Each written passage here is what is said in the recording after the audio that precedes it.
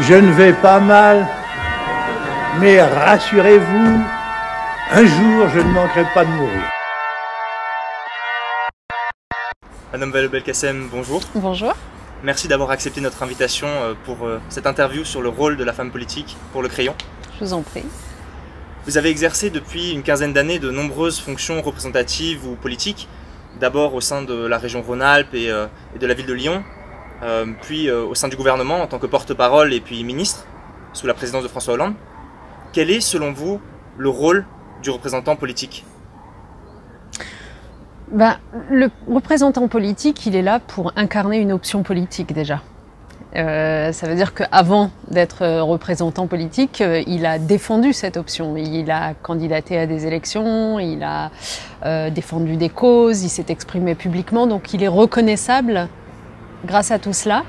Et donc une fois désigné ou élu, son rôle c'est tout simplement de continuer à défendre cette option politique, de mettre en œuvre le programme sur lequel il s'est engagé, de représenter à la fois les gens qui partageaient cette option politique avec lui et en même temps, maintenant qu'il est élu, d'une certaine façon son mandat va un peu plus loin, il est aussi au service de l'ensemble de la population, y compris des gens qui ne partageaient pas son option. Et donc c'est en cela que c'est très différent généralement d'être en phase de campagne ou d'être en phase de responsabilité, puisque finalement en campagne, vous donnez à voir l'option politique qui est la vôtre. Lorsque vous êtes en responsabilité, bien sûr il faut que vous meniez cette dernière à bout, mais vous avez aussi en charge d'une certaine façon des gens qui n'étaient pas d'accord avec vous. Et donc les choses sont toujours beaucoup plus complexes une fois en responsabilité. Et pour gérer cette complexité, quelles sont les qualités requises ? Je pense que en fait, c'est l'intérêt véritable pour l'intérêt général. Si vous n'avez pas chevillé au corps une très haute conception de l'intérêt général qui doit primer sur tous les intérêts particuliers, alors vous n'avez pas les qualités requises honnêtement. Et cette appétence pour l'intérêt général, qu'est-ce qu'elle signifie ? Elle signifie que si vous êtes venu faire de la politique, concrètement, c'est que vous estimiez qu'il y avait des dysfonctionnements dans la société actuelle que vous voulez changer pour améliorer l'état des choses. Et donc elle signifie par exemple cette appétence réelle pour l'intérêt général qu'une fois que vous êtes en responsabilité, c'est pour agir, c'est pas pour faire de la figuration. Elle signifie qu'une fois que vous êtes en responsabilité, il faut être fidèle aux options politiques que vous avez défendues lorsque vous étiez en campagne, même si encore une fois en responsabilité, vous devez gérer une population bien plus vaste. Gérer une population bien plus vaste, ça ne veut pas dire se renier, ça veut dire prendre le temps d'emmener avec soi un nombre plus important de gens vers l'option politique que vous avez défendue. Donc vous voyez, cette force de conviction qui est la vôtre, elle vous vient généralement d'un véritable intérêt pour l'intérêt général. Une fois qu'on a ces qualités politiques, est-ce que la représentation de l'intérêt général, elle va forcément de pair avec des qualités politiques ? Alors pour être tout à fait complète, donc l'appétence pour l'intérêt général que j'évoquais tout à l'heure, pour moi c'est la base en fait, c'est les fondements. Mais après, il y a d'autres qualités qui sont très utiles, évidemment, pour être un personnage politique, que ce soit en campagne ou que ce soit en responsabilité, et notamment la détermination, la force de caractère, la capacité à tenir la contradiction, un certain art de la rhétorique tout de même, parce que tout de même, la politique, c'est aussi beaucoup du langage, c'est beaucoup du discours. Une force de travail quasi physique parce que vous en abattez, parce que c'est les soirées et les week-ends compris et pendant des années, donc oui. Donc des qualités et puis une forme de charisme naturellement parce que qu'on le veuille ou pas, même si moi je fais toujours partie des gens qui disent que le projet politique doit compter plus que la personne qui l'incarne. La vérité c'est qu'aujourd'hui dans le monde médiatico-politique qui est le nôtre, plus encore que par le passé, on regarde le charisme d'une personne avant de la suivre dans ses options politiques. Donc, pour en revenir à votre question, une fois qu'on a à peu près établi ce portrait robot, on va dire, d'un homme ou d'une femme politique, est-ce que ça fait forcément ensuite un bon dirigeant ? On a souvent constaté dans le passé qu'on pouvait être excellent en campagne électorale et beaucoup moins bon dans l'exercice des responsabilités. À titre personnel, par exemple, je trouve que Nicolas Sarkozy est meilleur en campagne électorale que dans l'exercice des responsabilités. Donc non, les choses ne vont pas forcément de pair. Et à contrario, d'ailleurs, il y a des gens qui peut-être manquent un peu justement d'allant ou de charisme en période de campagne et qui seront justement plus posés et plus en capacité d'embarquer tout le monde lorsqu'ils exercent des responsabilités. Donc l'idéal, évidemment, c'est d'avoir les deux. Très bien. Montesquieu disait que tout homme ayant du pouvoir est porté à en abuser. Qu'en pensez-vous? Et ce n'est pas lié à Monsieur Sarkozy. Les hommes peut-être, les femmes non. Non, je plaisante. Mais quoique, c'est une moitié plaisanterie parce que je pense que l'une des raisons pour lesquelles il faudrait vraiment qu'il y ait plus de femmes en politique ou dans l'exercice des responsabilités, c'est que à l'usage, on voit bien qu'il y a une forme de rapport plus humble à cet exercice des responsabilités, de rapport plus distancié, disons, qui fait peut-être qu'on est davantage à l'abri d'une telle appropriation chez les femmes. Mais pour revenir à la question, non, tout homme qui a du pouvoir n'est pas porté à en abuser. Ce que Montesquieu voulait dire par là, c'est que les conditions sont créées pour que si velléité d'abus il y a, il passe à l'acte et que donc la conclusion de Montesquieu, c'était qu'il fallait des contre-pouvoirs pour éviter de telles conditions de passage à l'acte possibles. Oui, je suis pour les contre-pouvoirs pour éviter de tels passages à l'acte. Après, moi, je vous avoue, parce que votre question était ailleurs, que je déplore quand même le discours sur l'homme ou la femme politique qui tend à systématiquement le ou la présenter comme un rapace, comme quelqu'un qui tenterait de tirer profit ou parti de la situation, de la position qui est la sienne. Je pense que la politique est quand même, je dis pas que ça n'existe pas, hein, les rapaces, mais la politique est quand même affaire de sacerdoce et de dévouement avant toute chose, et que ça n'est jamais rendre service à notre démocratie que de jeter aux orties toutes ces bonnes volontés, tout ce dévouement, toute cette énergie de gens qui, honnêtement, n'en retirent pas grand-chose, en fait. Quand on se bat, comme j'ai pu le faire, moi, pendant des années, pour l'intérêt général, pour faire avancer des causes auxquelles on croit, pour transformer positivement le pays ou la ville ou la région, eh bien, généralement, c'est beaucoup plus d'énergie, beaucoup plus de combats, beaucoup plus de coups aussi pris que de valorisation ou de je ne sais quel avantage qui en est tiré. Et alors, justement, comment expliqueriez-vous cette défiance qu'on retrouve notamment parmi les jeunes à l'égard des politiques? Je pense que c'est développé ces dernières années, décennies peut-être même, un récit médiatique de la politique qui est problématique. C'est toujours compliqué de tenir un propos pareil parce qu'après on a l'impression qu'on met tous les médias dans le même sac. Je ne mets pas tous les médias dans le même sac, mais globalement, le récit médiatique de la politique ces dernières années a été beaucoup fait d'arrière-cuisine de la politique. C'est-à-dire que, y compris dans des journaux de qualité, etc., en gros, on raconte la politique en racontant le billard à 12 bandes, un tel qui finit par trahir un tel, on interprète beaucoup, on passe énormément de temps à commenter des petites phrases. Vous voyez, cette façon-là de raconter la politique donne l'impression qu'il y a quelque chose de pourri au royaume de la politique. Alors que ce récit-là, je ne dis pas qu'il n'existe pas, je ne dis pas qu'il n'y a pas de trahison, etc., ou d'arrière-cuisine, mais ça n'est qu'une infime partie de ce qu'est la politique. Il y a tout le reste. Il y a tout le reste. Et il y a encore une fois ce que je disais sur le sacerdoce et le dévouement. Il y a des élus locaux qui, y compris, prennent des risques juridiques en exerçant les responsabilités qu'ils exercent aujourd'hui. Il y a de belles histoires à raconter. Il y a des gens qui étaient tout en bas de l'échelle sociale et qui finalement ont décidé de s'engager pour les autres. Enfin, moi, je pourrais vous trouver 1000 angles pour raconter la politique autrement que par les arrière-cuisines peu ragoûtantes. Or, comme ça a été l'angle le plus souvent utilisé ces dernières années, je pense quand même que les jeunes générations ont grandi un peu avec ça. N'ont entendu parler de politique que sous cette forme-là, qui parfois d'ailleurs, cette forme-là devient ludique. Et moi, j'adore les émissions comme Quotidien, etc. Honnêtement, je suis la première à apprécier ça, mais Mais reconnaissons quand même que l'humour, la dérision permanente autour de l'objet politique finit par créer une distanciation pour ces jeunes générations qui ne la voient plus que comme ça, que comme un objet dont il faut rire, dont il faut se moquer ou dont il faut se méfier parce qu'en fait ils disent des choses qu'ils ne pensent pas d'ailleurs, retrouvons les archives, etc. Bon, donc je pense que ça explique quand même une grande partie de cette défiance. Et moi, je suis pour, d'une certaine façon, un retour du sérieux aussi dans la façon dont on traite le sujet politique. D'accord, très intéressant. Dans quelle mesure est-il possible de conserver une vie privée lorsqu'on parle justement du rapport particulier entre les médias et la politique ?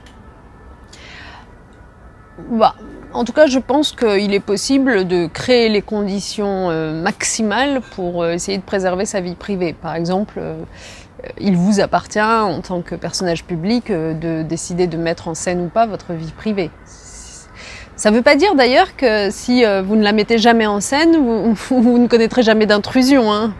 Mais vous aurez créé les conditions maximales pour que. A contrario, si vous commencez à la mettre en scène, c'est moins surprenant que l'intrusion soit encore plus rapide. Donc moi, même chose, si vous m'interrogez sur le sujet, je suis pour une séparation claire de la vie privée et de la vie publique. C'est très important d'ailleurs parce que le problème c'est que vous risquez de décourager aussi beaucoup de gens. Si ça devient une tannée que de s'engager en politique, parce que non seulement il y a cette énergie que j'évoquais, cette fatigue, cette chronophagie de l'activité politique, cette brutalité des combats et des coups portés, mais qu'en plus vous mettez en danger ou en difficulté vos proches, ça commence à faire beaucoup. Donc moi je suis pour une séparation claire.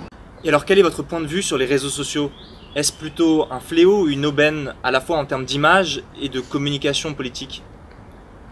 Ben, la réponse est dans votre question, c'est vraiment les deux en même temps. Moi, je suis une vraie utilisatrice des réseaux sociaux. Je dois reconnaître que quand même, parfois, pour passer des messages, il n'y a rien de mieux qu'un tweet ou un billet Facebook ou autrefois, parce que moi, j'ai commencé à une époque où ces deux outils-là n'existaient pas, un billet blog. Donc je trouve que c'est quand même formidable parce que ça donne une visibilité, une audibilité à des voix qui sinon passeraient totalement inaperçues.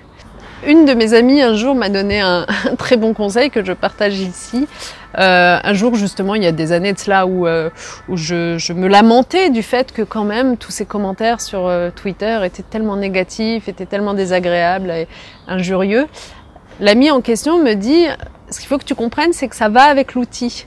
Que à 90% ne vont s'exprimer que des voix hostiles. Ça ne veut pas dire que ces voix seront représentatives de la population.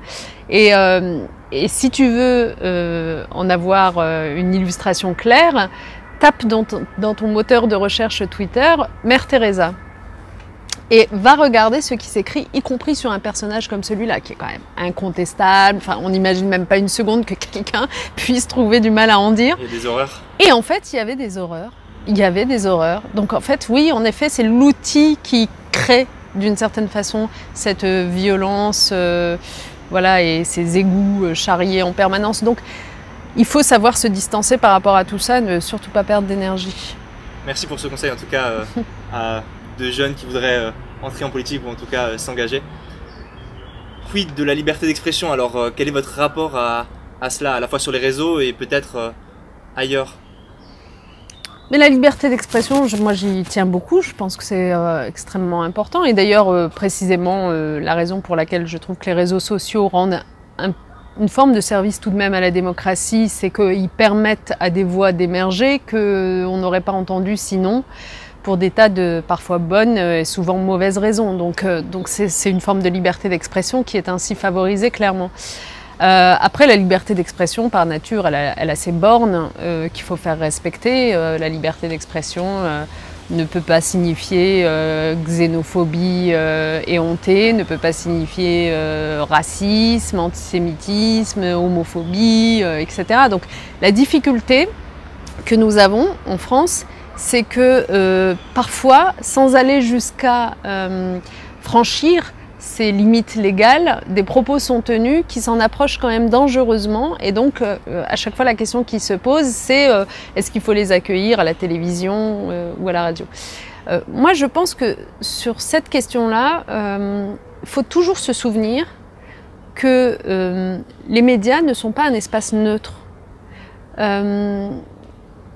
Les médias, à défaut d'influencer véritablement l'opinion publique, parce qu'il a été démontré 1000 fois qu'au contraire, quand les médias prennent position, par exemple, pour le référendum européen, les gens vont plutôt voter contre. Donc, du coup, on en a conclu que les médias n'influencent pas réellement l'opinion publique, ok.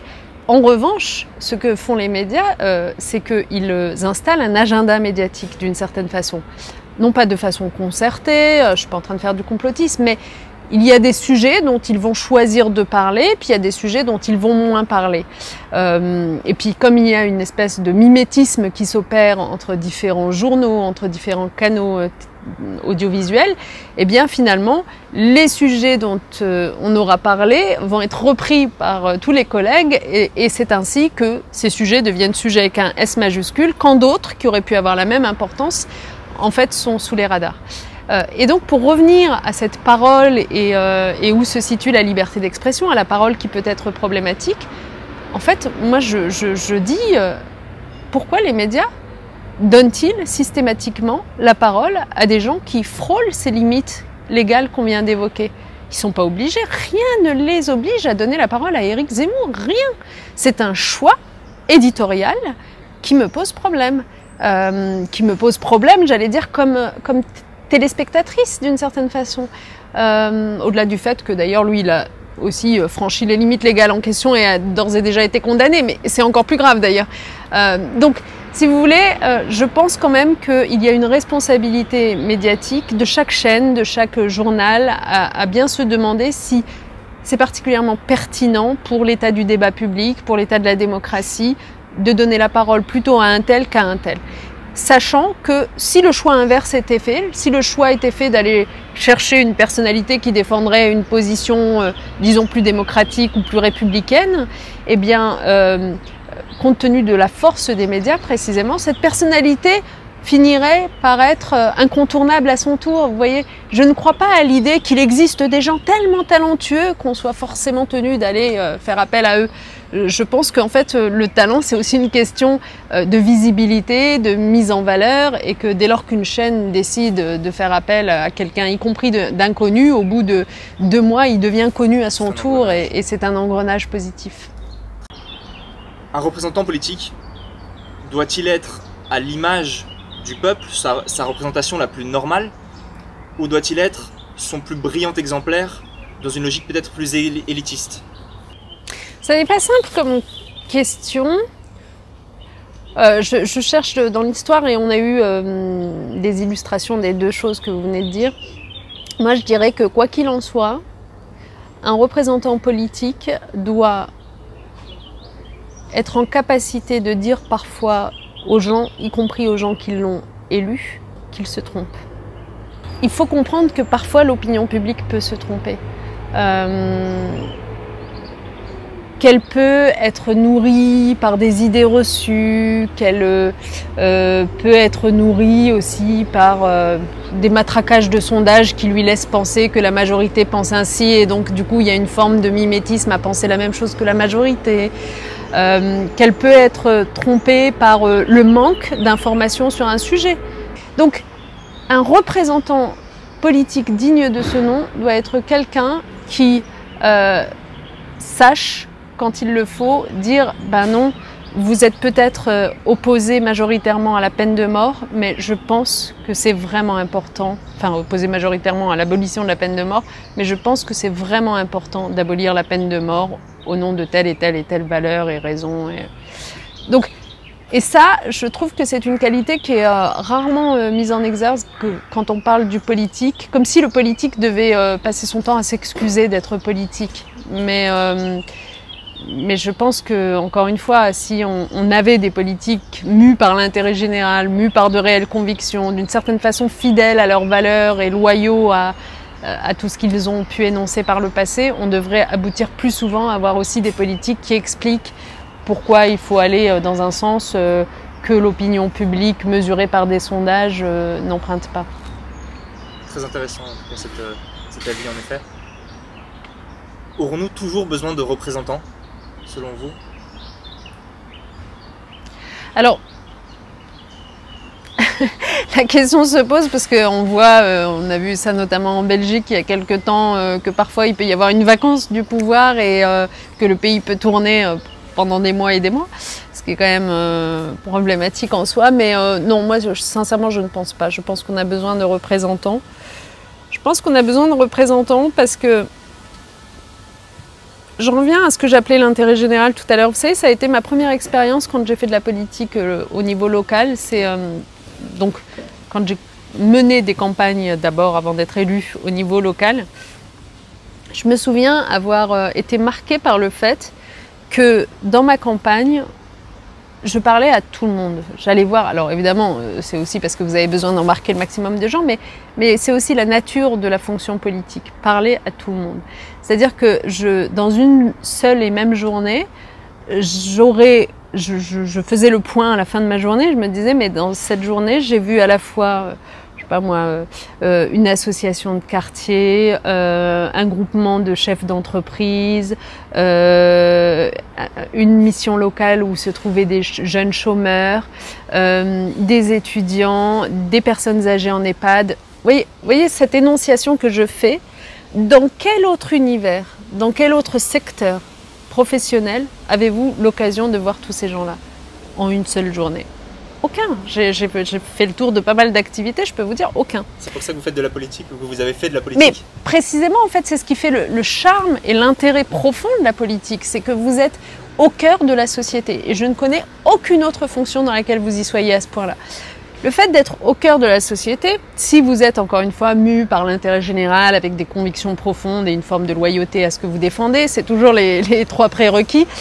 Le fait d'être ainsi au cœur de la société fait que finalement vous allez devenir un passeur, vous allez devenir la personne qui est susceptible de faire du lien entre ces différents groupes. Nos sociétés souffrent de quoi en ce moment et de plus en plus? De l'absence de lien. Et de plus en plus. Vous voyez bien qu'on ne se parle plus, on ne s'écoute plus, on se hait directement. Enfin, c'est hallucinant la violence des débats publics aujourd'hui. Donc finalement, ce dont on a besoin, c'est de gens qui fassent du lien, qui soient capables de parler un peu le langage des uns et des autres. Et moi, j'ai souvenir, parfois, si je reprends cette journée type, d'avoir été, mettons, avec le groupement de chefs d'entreprise et de leur dire « mais j'ai entendu ça de la part des chômeurs que je voyais ce matin ». Et cette capacité à être passeur, eh bien, c'est ça qui fait un représentant à la fin. Et c'est pour ça que vous avez besoin quand même de représentants à la tête de l'État, à la tête des collectivités, que ça peut pas être de simples techniciens, les histoires de gouvernement technocratique et tout ça, très peu pour moi. C'est pas du tout le sujet. Vous avez besoin de quelqu'un qui se soit plongé, qui se soit immergé dans la société pour la comprendre le plus possible et être capable de la porter finalement parce qu'il l'aura faite se rencontrer en chemin. Donc c'est cette idée d'un intérêt collectif qui sera défendu. L'échiquier ou le milieu politique français est plutôt très masculin, très blanc, très vieillissant. Comment trouver sa place quand on n'est pas ou blanc, ou vieillissant, ou masculin? Moi je pense qu'à chaque fois qu'on est confronté à ce genre de situation, et il n'y a pas qu'en politique que c'est le cas, il faut, dans la mesure du possible, plier le cadre plutôt que se plier au cadre. Parce que, en fait, si vous n'êtes pas blanc, homme, et je ne sais plus ce que vous avez dit d'autre. Vieillissant. Les pauvres. Du Parlement. Si vous n'êtes pas blanc, homme et vieillissant, vous allez avoir du mal à vous faire passer pour blanc, homme et vieillissant. Donc vous voyez, se plier au cadre, c'est quand même très compliqué.